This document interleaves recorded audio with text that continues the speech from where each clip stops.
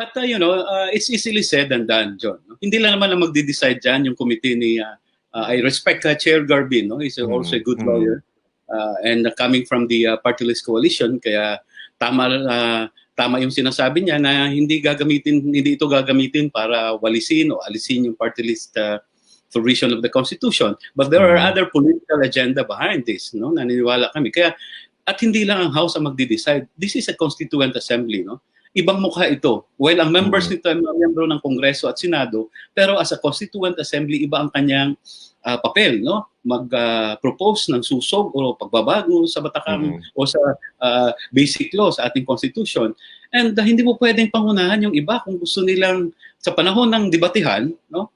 Dahil Constituent Assembly ito, ang role ng Constituent Assembly is mag-propose ng amendments and revision, hindi po pwedeng pangunahan. Halimbawa ang Senado, may iba silang agenda, hindi mo naman pwedeng sabihin ng House na economic lang talaga tayo.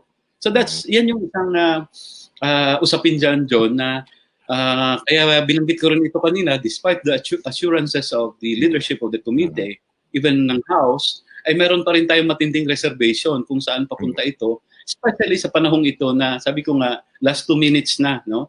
At dapat sa halip na maging hati-hati tayo, we have to unite paano talaga magkaroon ng solusyon itong problema natin, John.